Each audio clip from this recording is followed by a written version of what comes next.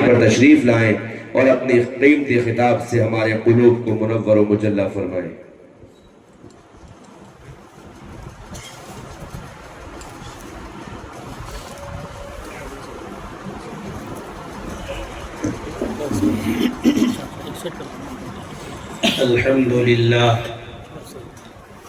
الحمد لله نحمده ونستعينه ونستغفره ونؤمن به ونتوكل عليه ونعوذ بالله من شرور أنفسنا ومن سيئات أعمالنا من يهده الله فلا مضل له ومن يضلله فلا هادي له ونشهد أن لا إله إلا الله وحده لا شريك له ونشهد أن سيدنا ومولانا محمدا عبده ورسوله قال الله تعالى في القرآن الكريم هو الذي بعث في الأميين رسولا منهم يتلو عليهم آياته ويزكيهم ويعلمهم الكتاب والحكمة وإن كانوا من قبل لفي ضلال مبين وآخرين منهم لما يلحقوا بهم وهو العزيز الحكيم وعن أنس رضي الله تعالى عنه قال لي رسول الله صلى الله عليه وسلم يا بني إن قدرت أن تصبح أو تمسي وليس في قلبك غش لأحد فافعل ثم قال ذلك من سنتي ومن أحب سنتي فقد أحبني ومن أحبني كان معي في الجنة رواه الترمذي أو كما قال صلى الله تعالى عليه وسلم صدق الله مولانا العظيم وصدق رسوله النبي الكريم۔ ناداروں کو علم کے موتی آقا نے انمول دیے، ناداروں کو علم کے موتی آقا نے انمول دیے، باب جہالت بند کیا اور ذہنوں کے در کھول دیے۔ ناداروں کو علم کے موتی آقا نے انمول دیے، باب جہالت بند کیا اور ذہنوں کے در کھول دیے۔ انگاروں کو پھول بنایا، ذروں کو خورشید کیا، انگاروں کو پھول بنایا، ذروں کو خورشید کیا، جن ہونٹوں میں زہر بھرا تھا ان کو میٹھے بول دیے، جن ہونٹوں میں زہر بھرا تھا ان کو میٹھے بول دیے۔ آپ سے بڑھ کر انسانوں کا اور کوئی ہمدرد نہیں، آپ سے بڑھ کر انسانوں کا اور کوئی ہمدرد نہیں، سنگ زنوں کو سنگ کے بدلے پیار کے موتی تول دیے صلی اللہ تعالی علیہ وسلم۔ درود پاک پڑھ لیں بھائی، اللہم صلی علی محمد النبی الامی وعلی آلہ وسلم تسلیما کثیرا کثیرا۔ آج کے اس جلسے میں جن شخصیات کو مدعو کیا گیا تھا خطاب کے لیے، حقیقت میں وہ علم و عمل کے آفتاب و ماہتاب اور خطابت کے نیر تابہ نہیں بلکہ وقت کے صحابان و بخاری تھے، لیکن قسمت کی خوبی دیکھیے کہ کمند ٹوٹ گئی اور وہ نہیں آ سکے، اور اگر وہ آ جاتے تو پھر اتنی اچھی خطابت جو ہم نے سنی ہے، اور میں تو ساتھی ہوں، ساتھی کہاں کسی کی سنتا ہے ہمارے، لیکن بڑی غور سے میں نے آپ کی تقریر سماعت کی ہے اور پاس کیا ماشاءاللہ۔ بہت اچھا عمدہ بیان تھا، پوری سیرت کو آپ نے دریا بکوزا، حالانکہ سفینہ چاہیے اس بحر بے قرار کے لیے، سیرت پر کلام کرنے والا کرتا رہے، رات گزرے گی، دن آئے گا وہ بھی گزر جائے گا، پھر رات اپنی زلفیں پھیلائے گی، پھر سمیٹے گی، لیکن یہ عنوان ایسا ہے کہ جب محبت کی چاشنی جہاں ملی ہوئی ہو پھر عنوان کبھی مکمل نہیں ہوتا ہے۔ ایک بات اور بھی ہے سیرت کے تعلق سے، اس میں اللہ نے اتنی برکت رکھی ہے کہ جو لوگ سیرت کو سنتے ہیں محبت کے ساتھ، سنانے والے کو تو حصہ ملتا ہی ہے، سننے والا کبھی محروم نہیں رہ سکتا۔ اگر وہ طالب علم ہے اللہ اس کا سینہ علم کے لیے کھول دیتا ہے، اگر وہ تاجر ہے تو اس کی تجارت میں برکت ہوتی ہے، اگر گھر کے ماحول سے پریشان ہے، نفرت و بیزاری کا عالم ہے، اللہ اس کے گھر کو سیرت مطہرہ کی برکت سے جنت کا نمونہ بنا دیتا ہے۔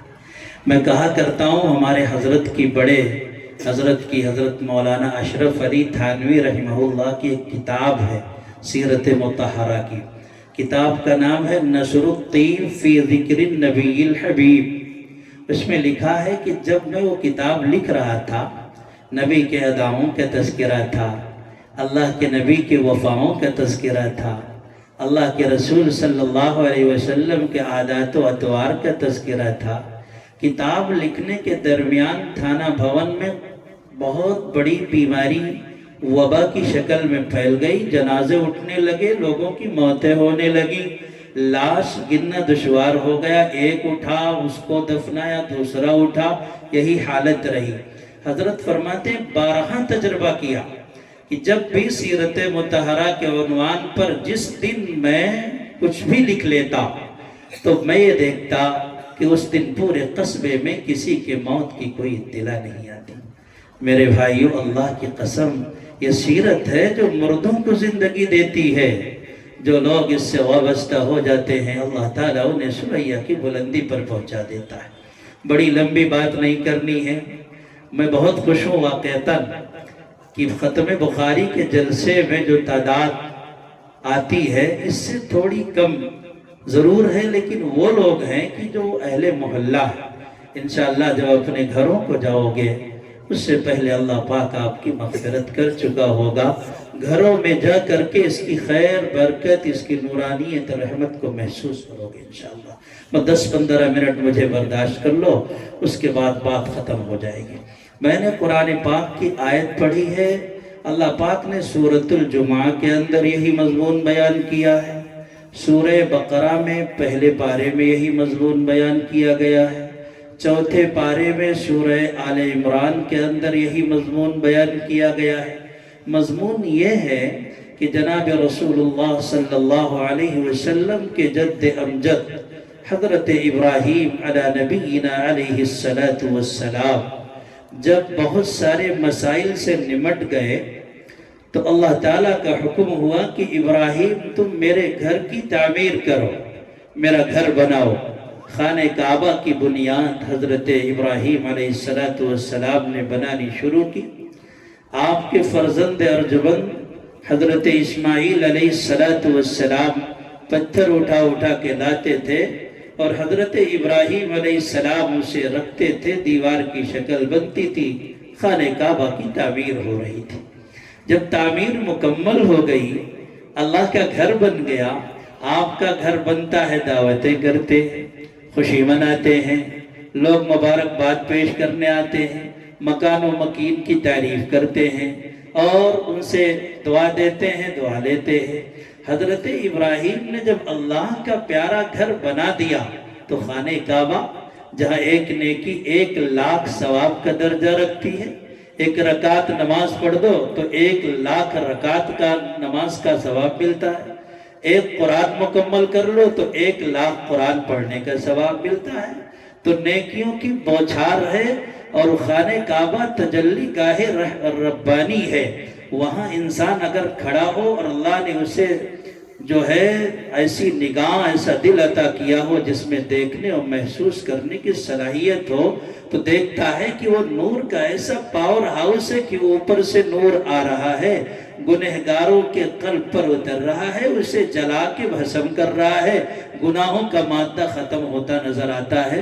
تو میرے بھائی، حضرت ابراہیم علیہ السلام نے خانہ کعبہ کو بنا دیا۔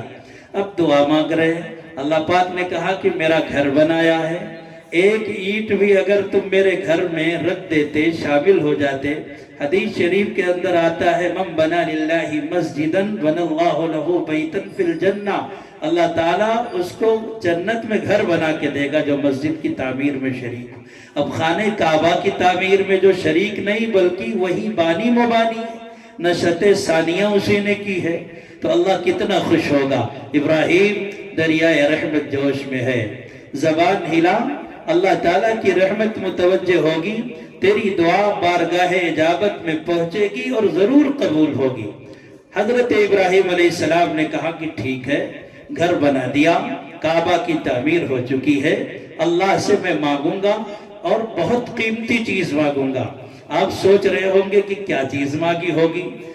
کائنات کے خزانے میں سب سے قیمتی چیز کیا ہو سکتی ہے؟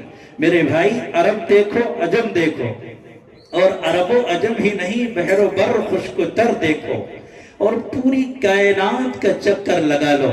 کائنات کے اندر جو کچھ بھی ہے، اللہ کے نبی علیہ السلام کے فیض کرم سے ہے۔ کتاب فطرت کے سر ورق پہ جو نام احمد رقم نہ ہوتا، اے نقش ہستی ابھر نہ سکتا، وجود لوح و قلم نہ ہوتا، اے محفل کن فکا نہ ہوتی، جو امام امم نہ ہوتا، زمین نہ ہوتی، فلک نہ ہوتا، عرب نہ ہوتا، عجم نہ ہوتا، تو اللہ کے نبی کی ذات سے زیادہ افضل، اعلیٰ اور پاکیزہ، معمر، مطہر، خوشبوتر کوئی ذات نہیں ہو سکتی۔ حضرت ابراہیم نے ہاتھ اٹھائے، ربنا وابعث فیہم رسولا منہم، اے اللہ میں نے کعبہ بنا دیا، اور کعبہ بنانے کے صلے میں تجھ سے ایک انعام مانگتا ہوں، اور وہ انعام محمد رسول اللہ صلی اللہ علیہ وسلم کی شکل میں عنایت فرما۔ اللہ نے حضرت ابراہیم کی دعا قبول فرمائی، اور اللہ کے نبی علیہ السلام کو پیدا کیا۔ کس میں؟ عربوں میں۔ وہ عرب جو اپنے آپ کو عرب کہتے تھے۔ عرب کے معنی ہوتے ہیں کہ جو قادر الکلام ہو، زبان جانتا ہو، اور بولنے کی بھرپور صلاحیت و لیاقت رکھتا ہو، ایسے انسان کو عرب کہتے۔ وہ مانتے تھے کہ اگر بولنے کا طریقہ ہے تو ہمارے پاس، اس لیے ہم عرب ہیں، اور ہمارے علاوہ پوری دنیا عجم ہے۔ عجم کے معنی ہوتے گونگا، یعنی چوپائے اور جانور ہمیں شمار کرتے تھے اہل عرب۔ تو ظاہر ہے کہ آپ اگر عزت دو گے تو عزت پاؤ گے، اور ذلیل کرو گے تو ذلت مقدر میں ہوگی۔ وہ دنیا کو عجم کہتے تھے تو دنیا انہیں امی کہتی تھی۔ امیین جو ہے، امی کے معنی ہوتے ان پڑھ، گنوار، جاہل۔ تو لوگ جو ہے، چونکہ وہ لوگوں کو نوازتے تھے تو ان کا سرنیم اہل عرب کا جو عجم نے رکھا تھا وہ یہ تھا کہ تم امی ہو، ان پڑھ ہو۔ قرآن پاک نے وہی تعبیر استعمال کی ہے۔ حقیقتاً اللہ کے نبی کے آنے سے پہلے حق تھا کہ انہیں امی کہا جاتا اور انہیں ان پڑھ گنوار کہا جاتا۔ تو اللہ نے فرمایا امیین میں ہم نے تمہیں مبعوث کیا۔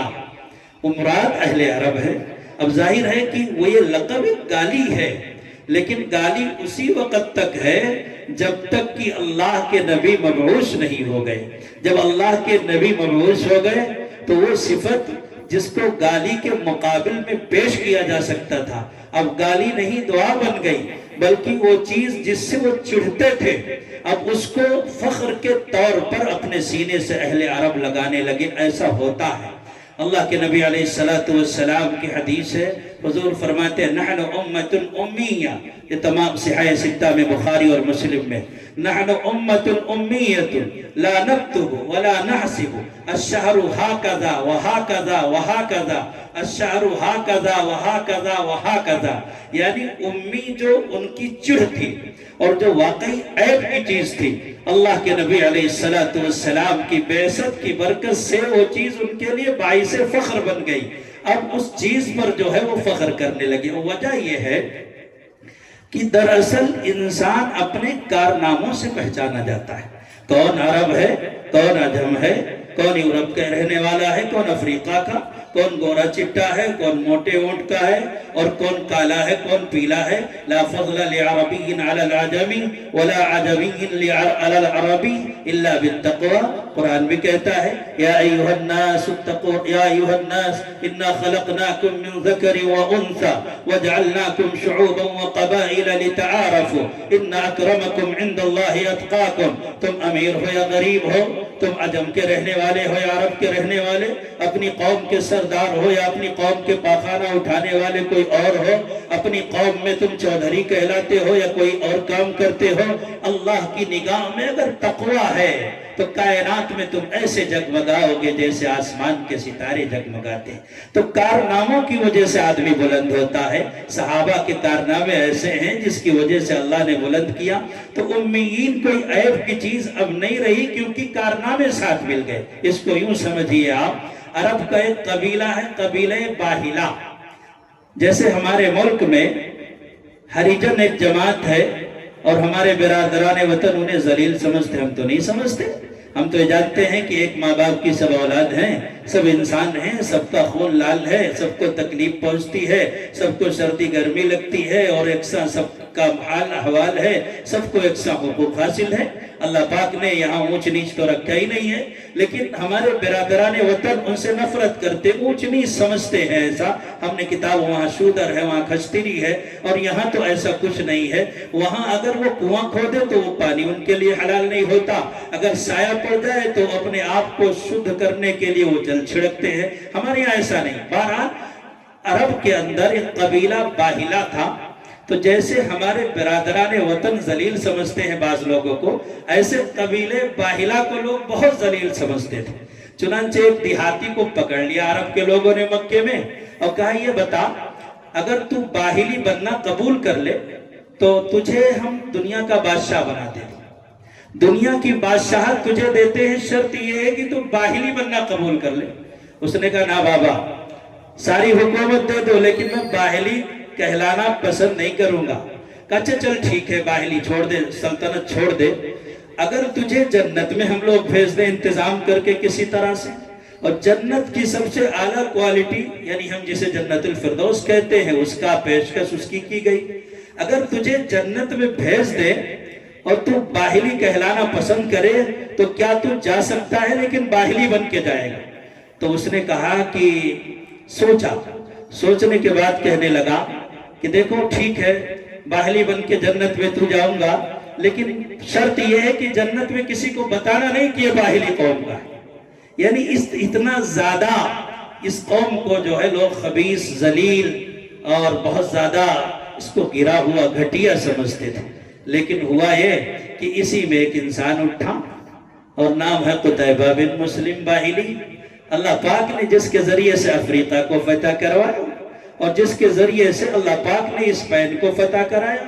یہ طارق بن زیاد جن کا نام سنتے ہیں بربر غلام تھے، افریقہ کے رہنے والے تھے. یہ جب فتح کیا ہے حضرت قتیبہ بن مسلم باہلی رحمہ اللہ نے تو ان کے اس غلام نے ان کو آزاد کر کے اس سے بڑا کام لیا. پھر اسی غلام کو بھیجا جنہوں نے بحر اٹلانٹک پار کر کے جبل الٹر پر جا کر خیمہ زن ہو کر اپنی کشتیاں جلا کے دنیا والوں کو یہ پیغام دیا تھا کہ ہم کو ڈراتے ہو بفرے ہوئے طوفانوں، ہم نے تو سفینوں کو خود آگ لگا دی.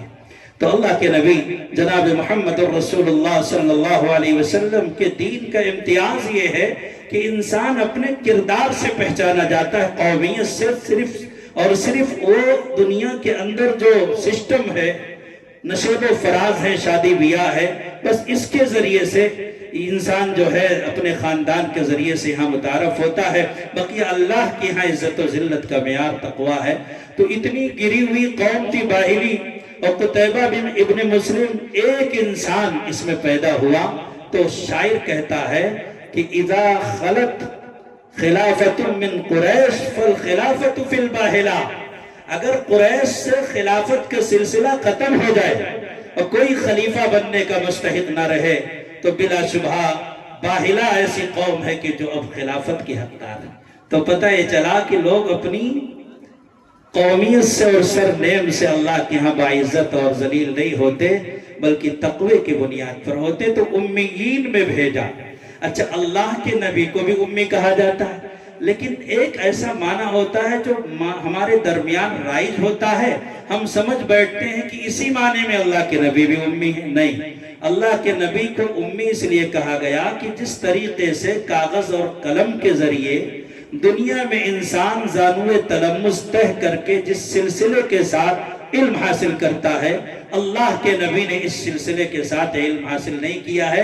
ان پڑھ اس معنی میں ہے کہ آپ نے دنیا کے اندر جس طریقے سے لوگ علم سیکھتے ہیں آپ نے اس طرح علم نہیں سیکھا، بلکہ جبریل امین آتے تھے، اللہ کا پیغام سناتے تھے اور آپ نے علم اس طریقے سے حاصل کیا.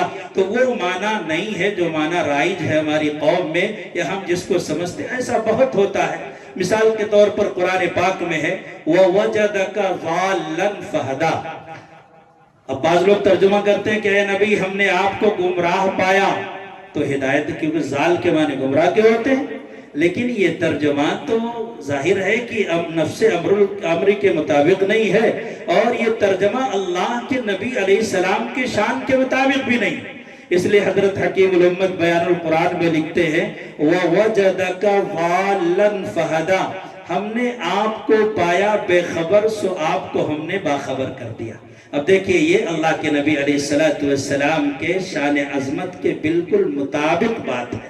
تو اس طریقے سے بہت سارا معاملہ ہے۔ یہاں یہ بھی سمجھ لے ایک لفظ بستا ہے کہ جب قرآن پاک میں آیا اِذَا جَاءَ نَصْرُ اللَّهِ وَالْفَتْحُ وَرَأَيْتَ النَّاسَ يَدْخُلُونَ فِي دِينِ اللَّهِ أَفْوَاجًا فَسَبِّحْ بِحَمْدِ رَبِّكَ وَاسْتَغْفِرْ إِنَّهُ كَانَ تَوَّابًا، کہ نبی سے کہا گیا کہ بھائی اب وقت قریب ہے، اللہ کے پاس بلاوا آنے والا ہے، آپ جانے والے ہیں، لہذا ایسا کیجئے کہ آپ استغفار کیجئے۔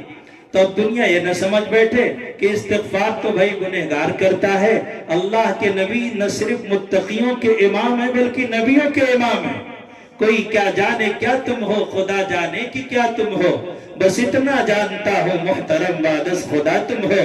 رسالت کو شرف ذات اقدس کے تعلق سے نبوت ناز کرتی ہے کہ ختم الانبیاء تم ہو۔ نہ یہ طاقت زباں میں ہے، نہ یہ قدرت بیان میں ہے، خدا جانے تو جانے کوئی کیا جانے کہ کیا تم ہو۔ اتنا عظیم الشان مقام و مرتبہ، اللہ اکبر۔ قرآن جس کی مدح سرائی کرے پھر تو کوئی گنجائش باقی نہیں رہتی کہ کوئی انسان آپ کے عظمت شان پر بٹا لگائے۔ بٹا لگانا تو دور کی بات ہے، وہ بھی آپ کے عظمت شان پر۔ میرے حبیب نے جن سواریوں کو استعمال کیا ہے، جس منبر پر بیٹھ کر خطبہ دیا ہے، جن انسانوں کا شانہ تھام کر سہارا لیا ہے، جو بکریاں چرائی ہیں، ان بکریوں کے پیروں تلے جو غرد و غبار ہے، میں کہتا ہوں اس کی بھی توہین کرنا انسان کے ایمان کے جانے کا خطرہ محسوس کرتا ہوں۔ اللہ کے نبی کی شان میں گستاخی تو بہت بڑی بات ہے۔ اس لیے میرے بھائی، اب یہ طالب علم بھی ہے، منصحب پڑھنے والا ہے، سمجھتا ہے کہ بھائی استغفار باب استفعال سے آتا ہے، طلب ماخذ اس کی خاصیت ہے، اس کے معنی بخشش طلب کرنا، آمرزش خاصتاً، یہی ترجمہ پڑھتے ہیں تو سمجھتے ہیں اللہ کے نبی بھی گنہگار تھے، نعوذ باللہ من ذالک۔ تبھی تو مغفرت کی درخواست کے لیے اللہ تعالیٰ کی طرف ہاتھ اٹھا کے کہہ رہے، حالانکہ قرآن پاک میں ہے اِنَّا فَتَحْنَا لَكَ فَتْحًا مُبِينًا لِيَغْفِرَ لَكَ اللَّهُ مَا تَقَدَّمَ مِن ذَنبِكَ وَمَا تَأَخَّرَ وَيُتِمَّ نِعْمَتَهُ عَلَيْكَ وَيَهْدِيَكَ صِرَاطًا مُسْتَقِيمًا۔ اے نبی آپ نے گناہ کیا ہی نہیں، بالفرض اگر کوئی خلاف پسندیدہ امور بہت سارے ایسے ہیں کہ جو اللہ کو پسند ہیں، اور بہت سارے ایسے امور ہیں کہ جو جائز تو ہیں لیکن احتیاط بہتر ہے۔ اگر ایسے امور بھی سرزد ہو جائے، اللہ نے پیش کی بشارت دی ہے کہ معاف، پھر کیا مطلب بھائی استغفار کرنے کا کیا مطلب ہے؟ دیکھو استغفار میں غین فا را یہ مادہ ہے، اسی سے آتا مغفر، وہ لوہے کا خود ہوتا ہے جس کو لڑائی میں پہنتے ہیں، جس سے سر چھپ جاتا ہے تاکہ وار نہ کوئی کر سکے، یا کرے تو اثر نہ ہو، تو مغفر اس خود کو کہتے ہیں۔ اس کے مادے میں چھپانے کا معنی ہے، تو مطلب یہ ہے کہ اے اللہ مجھے اپنی رحمت میں چھپا لے، اور ہر انسان جو ہے اپنی رحمت میں اللہ تک چاہے گنہگار ہو یا نیکوکار ہو اللہ سے درخواست کر سکتا ہے۔ اسی کو حضرت تانوی نے فرمایا ہے کہ دیکھو استغفار ذنب کے لیے وجود ذنب ضروری نہیں ہے۔ اللہ جانے میں اپنی بات سمجھا پا رہا ہوں یا نہیں، میں تو یوں کہہ رہا تھا کہ امیین کا جو امی لفظ ہے، ہم اس کا جو معنی سمجھتے ہیں بس اوقات جیسے ظالن ہے یا استغفار ہے یا امی ہے، اس کا بظاہر جو معنی ہے یہ یہاں مراد نہیں ہے، بلکہ اس کا اپنا ایک الگ اصطلاحی معنی ہے جس کو سمجھنے کے لیے ان حضرات کے سامنے زانوئے تلمس طے کرنا پڑے گا جو اس سمندر کے غواص اور اس سمندر کے ماہر ہیں۔ بہرحال میرے بھائی، اللہ تبارک و تعالیٰ نے فرمایا کہ اے نبی ہم نے آپ کو امیین میں بھیجا، مراد اہل عرب ہے، بلا واسطہ آپ کی بعثت جو ہوتی ہے وہ عربیوں کے اندر ہوتی ہے۔ یوں تو آپ کل کائنات کے نبی ہیں، جیسا کہ قرآن کہتا ہے یا ایھا الناس انی رسول اللہ الیکم جمیعا، اے لوگوں ہم نے رسول اللہ صلی اللہ علیہ وسلم کو کل کائنات کا نبی بنا کر مبعوث فرمایا، لیکن بالواسطہ جو ہے، بلا واسطہ تو صرف اور صرف آپ اہل عرب کے نبی بنائے گئے، بالواسطہ جو ہے پورے عالم کے نبی۔ مطلب یہ ہے کہ دعوت کی ذمہ داری جو آپ کو دی گئی بذات خود، وہ دی گئی کہ آپ عرب والوں میں دعوت دیجئے، ان کو آپ بتائیے، اللہ کی بات پہنچائیے، تبلیغ کیجئے، اس کے لیے جو بھی محنت درکار ہے محنت کیجئے۔ لیکن دعوت جو عجم میں جائے، ظاہر ہے کہ اگر اللہ کے نبی علیہ السلام مکہ سینٹر میں واقع ہے، اسے ام القریٰ کہا جاتا ہے، اس لیے کہا جاتا ہے کہ وہ کائنات کے سینٹر میں واقع ہے۔ اگر ایک آدمی چلے پورب کے اندر، ایک پچھم کے اندر اور ایک دکن کے اندر، تینوں لوگ چلتے رہیں گے اور تینوں لوگ، ایک یورپ کو پہنچے گا، دوسرا ایشیا میں پہنچے گا، ایشیا میں چین تک پہنچے گا، تو تینوں جب چلے گئے اور چلتے چلتے ایک مقام پر، مقام خاص پر پہنچیں گے، تینوں کا ایک خاص مقام ہوگا، تو تینوں ایک ہی وقت میں پہنچیں گے۔ بتانا یہ ہے کہ یہ مکہ جو ہے نا، یہ ام القریٰ جو ہے، یہ سینٹر میں واقع ہے۔ اللہ کے نبی علیہ السلام نے عرب میں دعوت کا کام کیا، آپ تشریف لے گئے۔ اب قرآن یہ کہتا ہے کہ بھائی یہ ایشیا میں، یورپ میں، اس وقت تو امریکہ دریافتی نہیں ہوا تھا، ان جگہوں پر دین کی دعوت کون دے گا؟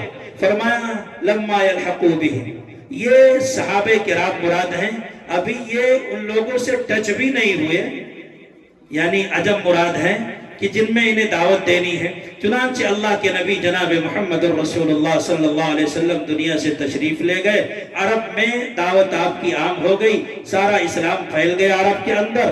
اب اللہ کے نبی کے دور میں کچھ لوگ ادھر ادھر گئے، اسی وقت کیرلا کے اندر صحابہ کرام حضرت مالک بن دینار اور بہت سارے صحابہ کیرلا کے اندر تشریف لائے، وہاں مسجد بنائی اللہ کے نبی کے دور میں، اور نبی کے بعد حضرت عثمان غنی کے دور میں اور قافلے آئے، یہاں تک کہ چین تک مسلمان پہنچ گئے، اور ہندوستان کے اندر بھی صحابہ کرام رضوان اللہ علیہم اجمعین تشریف لائے۔ بھروچ کے اندر ایک گاؤں ہے بھڑبوت، وہاں صحابہ کرام کی قبریں ہیں، اس کا نام تھا بہار نبوت، لیکن زمانے کے تغیر نے نام اصل بدل کر کے اسے بھڑبوت کر دیا۔ بتانا یہ ہے کہ اللہ کے نبی عرب و عجم کے نبی تھے، آپ نے جو دعوت کا کام کیا عرب میں کیا، دنیا سے تشریف لے گئے، لیکن چونکہ اللہ کے نبی جناب محمد رسول اللہ صلی اللہ تعالی علیہ وسلم سے محبت کرنا ایمان کی علامت ہے، اور محبت بھی ایسی جیسے ابھی حضرت نے بتایا کہ تمام لوگوں کے محبت پر غالب ہو۔ محمد کی محبت دین حق کی شرط اول ہے، اسی میں ہو اگر خامی تو سب کچھ نامکمل ہے۔ آپ حاجی ہو، آپ نمازی ہو، آپ عالم ہو، آپ مفتی ہو، آپ قاری ہو، اللہ کے نبی سے آپ کو محبت نہیں ہے، آپ کچھ بھی ہو سکتے ہیں، مسلمان نہیں ہو سکتے۔ لیکن میرے بھائی، چاہت اگر اطاعت میں تبدیل نہ ہو تو چاہت نامکمل ہے۔ اس لیے قرآن کریم میں کہتا ہے قُلْ إِن كُنتُمْ تُحِبُّونَ اللَّهَ فَاتَّبِعُونِي يُحْبِبْكُمُ اللَّهُ، اگر تم اللہ سے محبت کرتے ہو، پیغمبر سے محبت کرتے ہو، میدان میں آ جاؤ، میدان خالی ہے اور میدان اطاعت کا میدان ہے، ڈگر اطاعت کا ڈگر ہے۔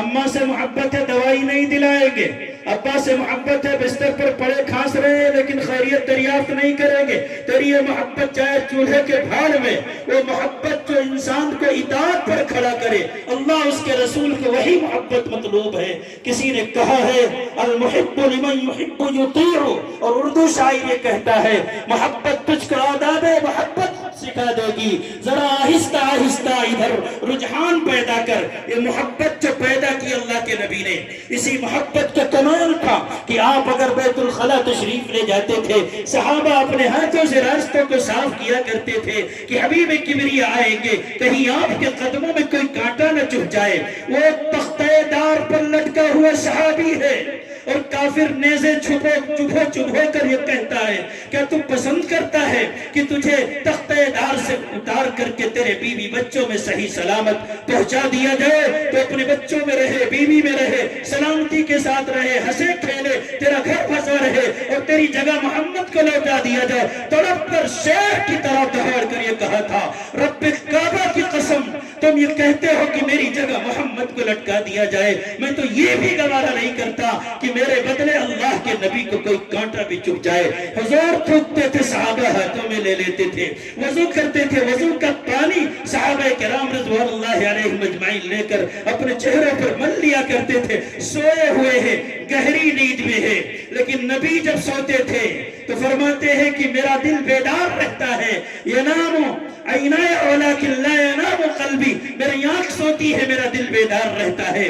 ایک صحابیہ اللہ کے نبی کے پسینے کو، ہاں وہ پسینہ جو مشک سے زیادہ خوشبوتر ہے، پہلی تو عطر دان سے خوشبو نہیں گئی، آقا کے اس جہان سے خوشبو نہیں گئی۔ ایک روز آپ خواب میں تشریف لائے تھے، اب تک مگر مکان سے خوشبو نہیں گئی۔ معراج کے سفر کو زمانے گزر گئے، اب تک بھی آسمان سے خوشبو نہیں گئی۔ جس نے نبی کا نام عقیدت سے لے لیا تا عمر اس زبان سے خوشبو نہیں گئی۔ تو نبی خوشبو والے، بتا دیتی تھی خوشبو مصطفیٰ کی۔ ابھی اسراء سے آقا گئے ہیں، وہ صحابیہ شیشی میں اللہ کے نبی کے پسینے کے قطرے کو شیشی میں بھر رہی ہیں۔ نبی بیدار ہیں، کیا کرو گی؟ کہا لگا کہ فنکشنوں میں جاؤں گی۔ اچھا ٹھیک ہے، گئی ہے، ہم جولیاں سہیلیاں پوچھتی ہے کون سا پرفیوم لگا رکھا ہے؟ پرفیوم کوئی نہیں، یہ محمد عربی کا پسینہ ہے جو ہم نے لگا رکھا ہے۔ تو اللہ کے نبی علیہ السلام سے یہ محبت تھی، اسی محبت نے صحابہ کرام کو مجبور کیا کہ اللہ کے نبی دنیا سے جا رہے ہیں، آپ حکم فرما رہے ہیں فَلْيُبَلِّغُ الشَّاهِدُ وَالْغَائِبَ، میں نے جہاں تک پہنچانا تھا پہنچا دیا۔ اے میرے صحابہ، اب تمہاری ذمہ داری ہے۔ صحیح ترین روایتوں میں صحابہ کی تعداد 1,00,000 آتی ہے، اور 1,000 صحابہ جنت البقیع میں دفن ہے، 99,000 پوری دنیا میں پھیل گئے، اس لیے کہ اللہ کے نبی کی اطاعت کا سب سے بڑا مرکز یہ تھا کہ جو دین لے کر مصطفیٰ صلی اللہ علیہ وسلم تشریف لائے تھے، اس دین کے پیغام کو پوری دنیا کے اندر پھیلا دیا جائے۔ صحابہ کرام رضوان اللہ تعالی علیہم اجمعین کراچی تک پہنچے، وہ چین تک پہنچے، ہندوستان میں آئے، ہندوستان کے بعد شہروں میں قیام کیا، اور پھر اس کے بعد انہوں نے دین کی دعوت دی، اپنے بیوی بچوں کے ساتھ یہاں آ کر آباد ہو گئے۔ تاریخ بتانا مقصود نہیں ہے، وہ اتباع کا جذبہ جو صحابہ کرام کے دلوں میں موجزن تھا وہ بتانا مقصود ہے۔ اللہ کے نبی جناب محمد الرسول اللہ صلی اللہ تعالی علیہ وسلم کی زندگی آپ پڑھیے۔ ایک نبی جو ہوتا، میں نے ابھی بتایا، استغفار نبی جو ہوتا ہے، نبی پر کوئی گناہ نہیں، نہ صغیرہ ہے نہ کبیرہ ہے، نہ چھوٹا ہے نہ بڑا ہے۔ یہ جمہور علماء کا موقف ہے، علماء اس کی تائید کریں گے کہ جس طریقے سے نبوت کے بعد انبیاء سے کوئی غلطی سرزد نہیں ہوتی، اسی طریقے سے نبوت سے پہلے بھی نبیوں سے کوئی غلطی سرزد نہیں ہوتی، اور جو امام الانبیاء ہو اس کی حفاظت کا سامان تو بہت ہی عجیب انداز میں ہو رہا ہے۔ نبوت سے پہلے کا واقعہ، اللہ کے نبی جناب محمد الرسول اللہ صلی اللہ تعالی علیہ وسلم ابھی بہت چھوٹے ہیں، بچے ہیں، لیکن اتنے چھوٹے بھی نہیں ہیں کہ کوئی کام نہ کر سکے۔ قریش کے زمانے میں خانہ کعبہ کی تعمیر ہو رہی ہے، حلال پیسے کا انتظام کیا گیا، جدہ کے ساحل سے ٹکرا کے ایک جہاز ٹوٹ گیا تھا، اس کے تختے لائے گئے، کعبہ میں لگایا گیا۔ اللہ کے نبی علیہ السلام نے دیکھا کار خیر ہو رہا ہے، آپ بھی آ گئے، اور اپنے چچا حضرت حمزہ کے ساتھ پتھر اٹھا کے لانے لگے۔ ذرا دور ایک بڑا پتھر پڑا ہوا تھا، حضرت حمزہ نے کہا چونکہ چچا تھے سگے اور ہم عمر تھے، ہم عمر اس لیے کہہ رہا ہوں کہ اللہ کے نبی کے رضائی بھائی ہیں، تو رضائی بھائی کے کس کو کہتے ہیں؟ آپس میں دودھ پیا ہو، ظاہر ایک ہی عمر ہے، تو اللہ کے نبی کے رضائی بھائی ہیں، دونوں کی عمر ایک ہے، دوستی بھی دونوں میں، چچا بھتیجے جب ایک عمر کے ہو تو دوستی ہو جاتی ہے۔ تو حضرت حمزہ نے کہا محمد یہ ذرا پتھر بڑا ہے، اور تم جب کندھے یا سر پہ رکھو گے تو زخمی ہو جائے گا، اس لیے کہ اوپر تو کچھ نہیں ہے، نیچے آپ نے لنگی پہن رکھی ہے، اور ممکن ہے کہ اس لنگی کے نیچے کوئی جانگیا ٹائپ انڈر ویئر کے طرح کوئی چیز اس وقت ہو جسے آپ نے پہن رکھا ہو۔ حضرت حمزہ نے لنگی اتار دی کہ تاکہ کندھے پر رکھ دیں اور پتھر رکھے تو کندھا چھلے نہیں۔ جیسے لنگی اتاری ابھی اتری ہی تھی کہ آپ بے ہوش ہو کر گر پڑے، کیونکہ شرم و حیا اللہ کے نبی علیہ السلام نے فرمایا الحیاء شعبۃ من الایمان الایمان بضع وسبعون شعبہ افضلها قول لا الہ الا اللہ وادناها اماطۃ الاذى عن الطریق والحیاء شعبۃ من الایمان، ایمان کا شعبہ ہے۔ اور فرمایا اذا فاتك الحیاء فاصنع ما تشاء رواہ البخاری، جب بے حیا ہو جائے گا تو سب کچھ ہو سکتا ہے۔ جس نبی نے بچپن میں یہ کردار ادا کیا کہ بھائی ذرا سی لنگی کیا سرکی کی بے ہوش ہو گئے، جب ہوش آیا تو لنگی پہنائی گئی تھی، کس نے پہنائی تھی اللہ جانے، بتانا یہ ہے کہ شرم و حیا میں یہ مقام تھا، اس لیے اللہ کے نبی کو اللہ پاک نے محبوبیت عطا فرمائی، کل کائنات کا پیغمبر بنایا۔ آج یہ امت ایک چیز دیکھ رہی ہے، ابھی کل کا فیصلہ پرسوں کا، دہرادون کے اندر 4 ہماری بہنیں، ہماری قوم کی بچیاں مرتد ہو گئی، غیروں کے ساتھ انہوں نے نکاح کرنے کا فیصلہ کیا۔ علماء کو پتہ چلا تو انہوں نے جا کے ملاقات کی ماں باپ سے، جو چیز خلاصے کے طور پر سامنے آئی وہ یہ آئی کہ جس نبی نے حیا کی تعلیم دی، جس نبی نے شرافت کا سبق سکھایا، نہ مردوں میں حیا ہے نہ عورتوں میں حیا۔ 80 سال کا بڈھا ہو گیا انڈر بیئر پہن کر کے، جبکہ گھٹنا سطر میں شامل ہے۔ علماء تقریر کر کر کے تھک گئے، بتا بتا کے حلق خشک ہو گیا، لیکن ہماری قوم ماننے کو تیار نہیں ہے۔ نہاتا ہے سریاب، غسل کرتا ہے سریاب، گھر کی بہن بیٹیاں بہویں دیکھ رہی ہیں، اسے کوئی فکر نہیں۔ اس سے بھی بڑی بات میں بتاتا ہوں، مدرسہ قائم ہے، مسجدیں قائم ہیں، علماء کا رہ گزر ہے، داڑھی والے ہیں، لیکن ہماری قوم کے اوباش لوگ گھٹنا کھول کر کے نیکر میں پورے محلے میں لیفٹ رائٹ کرتے ہیں۔ کوئی دیکھے دل دکھے دکھتا رہے، وہ سمجھتا ہے کہ میں 30 مارکا ہوں، جس طرح سے چاہوں گا رہوں گا، کوئی کچھ بولے گا تو کن پٹی پہ پستول رکھ دوں گا۔ آج تو جن کو کمزور سمجھ کر کے اس طریقے سے تو بندر بھپکیاں دیتا ہے، یاد رکھ قبر میں یہ تیری کیڈر بھپکی کام نہیں آئے گی، اتنے جھوٹے پڑیں گے، عقل سلامت ہو جائے گی۔ آج اسی انڈر بیئر نے تو ہمیں پہنچایا کہ ہماری بہن بیٹیاں بھی بے حیا ہو گئی، گھر سے نکلتی ہے، ٹیوشن جا رہی ہوں اور جا کر کے پڑھائی کر رہی ہوں اور کوچنگ سینٹر جا رہی ہوں، گھر سے نکلی کس کے ساتھ گئی؟ باپ بے حیا، ماں بے حیا، ہر دم ریل بنانے والی، ٹک ٹاکر، گھر میں بیٹھ کر کے ٹی وی دیکھنے والی عیاش، یہ مکار، اور رات دن پاکستانی ڈرامے دیکھ دیکھ کر کے گھر کے ڈراموں کو ڈرامے کا مرکز بنانے والی یہ ماں بہن بیٹیاں، انہیں اپنی بچی کی کیا خبر ہوگی کہ گھر سے باہر نکل پر کون انہیں بٹھا کر کے اسکوٹی پر لے گیا؟ 10,000 باپ کما رہا ہے اور بیٹی کے ہاتھ میں ایپل کا سیٹ ہے، 10,000 باپ کما رہا ہے اور بیٹی کے ہاتھ میں بہترین قسم کا موبائل اور بہترین قسم کی اسکوٹی ہے۔ کون پٹرول ڈلواتا ہے، کون ریچارج کرواتا ہے، ماں کو سب معلوم ہے، لیکن بے حیائی نے لبوں پر تالے لگا دیے ہیں۔ مسلمانوں، آج دہرادون کا واقعہ ہے، آج اتراچل کا واقعہ ہے، آج اتراکھنڈ کا واقعہ ہے، لیکن جو جگ پیتی ہے اگر بے حیائی اختیار کرو گے تو یہ جگ پیتی آپ پیتی بن جائے گی، خون کے آنسو رو گے، لیکن یہ آنسو تمہارے زخموں کا مداوا نہیں بن سکتے۔ اللہ کی قسم جگر نکال کر کے میں آپ کے سامنے رکھ کر کے کہہ رہا ہوں، آگ لگے گی تو گھر کئی صدمے آئے گے۔ اللہ کا اصول اور ضابطہ ہے، وَلَن تَجِدَ لِسُنَّتِ اللَّهِ تَبْدِيلًا، ضابطے خداوندی میں کسی طریقے کی تبدیلی ممکن نہیں ہے۔ اللہ کے نبی علیہ السلام نبوت سے پہلے ہی کی بات چل رہی تھی، تو ایک واقعہ اور بتا کر کے بات کر شاید شیطان ہی ہوگا، پھر تو کوئی اچھی بات ہو رہی، مستقل فون کر رہا، ذہن کہیں اور ہو گیا۔ اللہ کے نبی جناب محمد رسول اللہ صلی اللہ علیہ وسلم بکریاں چرا رہے تھے اپنے ہمجولیوں کے ساتھ۔ اچھا، ہمجولی ہوتے ہی ہے، کہا کہ بھئی آج فلاں جگہ شادی ہے اور سنا ہے کہ بڑا مزہ آئے گا، انجوائے کریں گے، جیسے ہمارے یہاں ہوتا ہے، چھوٹے بچے بہت زیادہ پرجوش ہوتے ہیں، صبح سے تیاری کرتے ہیں، یہاں تک کہ جو ہے ان کی وجہ سے شادیوں کی تاریخ میں ترمیم ہو جاتی ہے، شادی کی تاریخ رکھی جاتی ہے انہی کے حساب سے کہ چھٹی ہوگی، بچے بھی انجوائے کر لیں گے، ذرا منورنجن ہو جائے گا وغیرہ وغیرہ۔ تو اس زمانے میں یہی ماحول تھا۔ اب وہ جو بکریاں چرانے والے تھے اور دیگر لوگ تو انہوں نے اللہ کے نبی نے بکری چرائی، بخاری کی روایت، ایک مرتبہ بکریوں کی عادات بیان کرنے لگے، صحابہ نے کہا یا رسول اللہ آپ نے بکری چرائی؟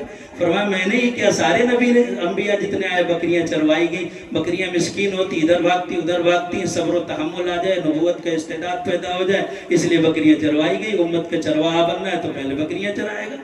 حضرت موسیٰ نے بھی چرایا ہے، اور مہر کے عوض آپ نے قرآن پاک میں پڑھا ہوگا، پورا قصہ ہے، سورۃ القصص پڑھیں گے تو پتہ چلے گا۔ بہرحال تو اللہ کے نبی علیہ السلام کو ہمجولیوں نے سمجھایا کہ چلو ٹھیک ہے، حضور نے کہا اچھا چلو۔ تو شام کے وقت اللہ کے حبیب علیہ السلام تشریف لے گئے، ابھی ماحول گرمایا نہیں، کوئی سامان طرب اور نشاط ابھی محفل میں نہیں لایا گیا۔ اللہ کے نبی علیہ السلام کو نیند آ گئی، اور جب اٹھے ہیں تو اس وقت اٹھے ہیں جب سورج چڑھ گیا اور روشنی اور تماثت کا اثر آپ کے چہرے مبارک پر آیا، جس کے اثر سے پسینہ ہوا، اس وقت اللہ کے نبی علیہ السلام بیدار ہوئے۔ نبوت سے پہلے کی بات، ایک مجلس سے شادی کی، ناچ ہونا ہے، گانا ہونا ہے، میوزک ہے، طبلہ ہے، سارنگی ہے، اور بھی اس زمانے کے لحاظ سے جو چیزیں ہوں گی، اللہ پاک نے اپنے پیغمبر کے تعلق سے گوارا نہیں کیا کہ اس مجلس میں آپ کی شرکت ہو۔ آج کے اسکالر، آج کے محقق یہ کہتے ہیں کہ یہ میوزک میں کوئی کسی طریقے سے، رقص میں، سرود میں، میوزک میں کسی طریقے سے کوئی گناہ نہیں۔ ارے شراب کا نام اگر شکنجے رکھ دیا جائے تو حلال ہو جائے گا، دوسرے ناموں کے ساتھ معاشرے میں اسے ترقی دیتے ہو، کہتے کوئی گناہ نہیں۔ اللہ کے نبی کو نبوت سے پہلے جن چیزوں سے بچایا گیا ہو، ہم نے اسے گناہوں کی فہرست سے نکال دیا۔ سبحان اللہ، ایسے دیندار ہم بنے۔ میرے مسلمان بھائیوں، اب غور کرنے کا مقام ہے کہ اللہ پاک نے جس پیغمبر کو بعثت سے پہلے ہی اس گناہ سے، جسے گاجا باجا کہہ سکتے، جسے آپ ناچ گانا کہہ سکتے، محفوظ کیا، اور آپ کے کانوں میں پڑھنے نہیں دیا۔ اور پڑھنے بھی کیسے دیا جاتا؟ حضرت عبداللہ ابن عمر ایک راستے پہ چل رہے تھے، ابو داؤد کتاب الادب کی روایت ہے، فرماتے ہیں کہ بانسری کی آواز آئی، کہیں سے بانسری بج رہی تھی۔ حضرت عبداللہ بن عمر راستہ ترک کر کے دوسری طرف کھیتوں کے اندر چلنے لگتے، اور وَنَا عَنِ الطَّرِيقِ کانوں میں انگلی ٹھوس لیتے، راستہ ہی چھوڑ دیتے، اور فرماتے کہ میں بھی اللہ کے نبی کے ساتھ جا رہا تھا، بانسری کی آواز آئی تھی۔ اللہ کے نبی جناب محمد رسول اللہ صلی اللہ تعالیٰ علیہ وسلم نے یہی کام کیا تھا، کیونکہ اس امت کے لیے حرام ہے۔ حضور فرماتے میں ناچ گانے، لہو لیب اور مزامیر کو مٹانے کے لیے آیا ہوں۔ جس نبی کا خواب یہ ہے کہ میں کائنات سے میوزک کو مٹا دوں گا، گانے باجے کو مٹا دوں گا، آج اس کی امت اپنے کسی فنکشن کو اس وقت تک انجام نہیں دیتی، یا اس فنکشن کو مکمل نہیں سمجھتی جب تک کہ اس میں لہو لیب اور اس طریقے کے خرافات کی چیز نہ ہو۔ اگر شادی ہو رہی ہے ڈی جے ضرور بجے گا، اور اگر کوئی عالم دین تقریر کر دے کہ ڈی جے حرام ہے، وہ مسلح سے کھینچ کر کے، اگر مسجد کا متولی ہے تو امام کو رخصت کر کے اس کے پیٹ پر لات مار دے گا۔ وہ سمجھتا ہے کہ یہ پیش امام نہیں، پیٹ امام ہے۔ آج دنیا میں تیری چلتی ہے، تو ٹرم خاں بنا ہوا ہے۔ آج تو مسجدوں کے اماموں کو، مفتیوں، قاریوں اور عالموں کو حق کہنے کے پاداش میں سزا دیتا ہے۔ یاد رکھ، تو نے گاجا، تو نے ناچ باجا، اور تو نے میوزک، اور تو نے سارنگی اور طبلہ، اور تو نے ڈانس اور رات بھر مجرا کیا، طوائفیں نچوائی۔ اگر تیرا انتقال ہو گیا، اللہ کے نبی تصور کر، میدان محشر ہے، پیاس سے زبان اکڑی ہوئی ہے، ایک ایک قطرے کے لیے انسان ترس رہا ہے۔ ہر انسان کی زبان پر الا تش کا ایک ہی نعرہ ہے کہ اللہ کے نبی کا پیالہ واحد سہارا ہے۔ وہ ساقی کوثر پر بیٹھ کر پانی پلا رہا ہے۔ اللہ کے بندوں کی لائن لگی ہوئی ہے۔ اسی میں بدعتی بھی آیا جس نے جھنڈیاں اٹھائی تھی، اسی میں وہ بھی آیا جس نے دین کا ڈرامہ بنا رکھا تھا، اسی میں وہ بھی آیا کتے کی طرح پیاس سے جاں طلب ہے، وہ چاہتا ہے کہ حوض کوثر کا پانی مل جائے تاکہ جنت میں جانے تک پیاس نہ لگے۔ اگر اللہ کے نبی نے چہرہ اس لیے پھیر لیا کہ وہ بدبخت بد نصیب تم میرا امتی تھا، محمد کا غلام اپنے آپ کو کہتا تھا، اور تجھے ہندوستان کے اندر شریعت اسلامیہ کے بقا اور تحفظ کی ذمہ داری دی گئی تھی، حالات اتنے خراب تھے، تیری امت کی لڑکیاں ارتداد کے کگار پر پہنچ چکی تھی، اور غربت کے عالم تھا کہ معصوم بچے ایڑیاں رگڑ رگڑ کر جان دے رہے تھے۔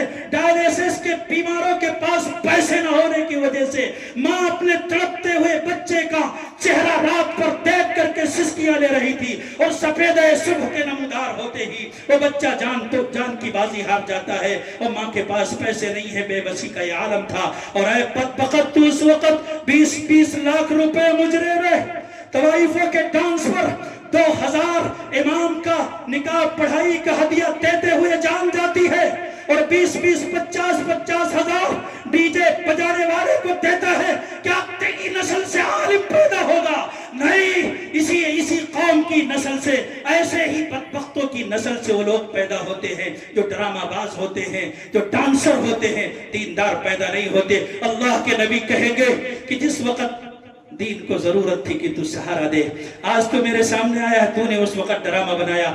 تجھے حوض کوثر تو بہت دور کی بات ہے، پانی کا ایک قطرہ نہیں ملے گا، فرشتوں پکڑ لو اور جہنم کے اندر کھینچ کر کے اسے ڈال دو، اس وقت ہم کیا کریں؟ کہتے ہیں کوئی بھی پکڑ لے، اللہ تعالیٰ اگر حضور سفارش کر دیں اللہ بچا لے گا، لیکن اللہ کے نبی نے جسے دھنکار دیا کائنات میں اس کا کوئی سہارا نہیں۔ اس لیے مسلمانوں، ہمارے لیے اللہ کے نبی کی زندگی اسوہ ہے، اتباع کریں گے محمد رسول اللہ کا۔ اللہ کے نبی نے فرمایا جو شریعت لے کر آیا لیلھا کنہاریھا، رات و دن اس کا ایک ہی طرح ہے، کوئی گوشہ ڈھکا چھپا نہیں ہے، سارے گوشے منور معطر ہیں، 2-2 4 کی طرح بالکل واضح ہے۔ وفات، موت، ولادت، یہاں تک کہ استنجے کا طریقہ بھی بتا دیا، کیسے بیٹھنا چاہیے۔ اسی لیے کسی کے دستے نگر بننے کی ضرورت نہیں ہے، نہ کسی سے فتویٰ لینے کی ضرورت ہے۔ ہمارا قرآن ہمارے لیے کافی ہے، ہماری حدیث ہمارے لیے کافی ہے، یہی دونوں ہمارے لیے ہدایت کی ضمانت ہے، انہی کو لے کر چلیں گے۔ اس راستے میں جتنے روڑے آئے اپنے قدموں کے ٹھوکر سے انہیں پاش کر کے رکھیں گے۔ یاد رکھو یہ وہ دور ہے، یہ دور وہ دور ہے کہ انسان اگر بڑھ کر خود اٹھا لے ہاتھ میں بینا اسی کا ہے، عمل کے ڈگر پر چلے گا کامیابی مل جائے گی، عمل کے ڈگر پر چلے گا تجھے تیرے حقوق مل جائیں گے۔ مصطفیٰ کی سنت کو اگر پیروں کی جوتیوں میں رکھے گا تو کائنات تجھے اپنا غلام بنا لے گی، اور اگر تو اللہ کے نبی علیہ السلام کی سنت و شریعت پر کاربند ہو کر استحکام کے ساتھ قدم آگے بڑھائے گا، انشاءاللہ ہر میدان میں تجھے فتح ہوگی۔ پیاس کہتی ہے چلو ریت نچوڑی جائے، پیاس کہتی ہے چلو ریت نچوڑی جائے، اپنے حصے میں سمندر نہیں آنے والا، اپنے کعبے کی حفاظت تجھے خود کرنی ہے، اب ابابیلوں کا لشکر نہیں آنے والا۔ وآخر دعوانا الحمدللہ رب العالمین۔ ماشاءاللہ، بہت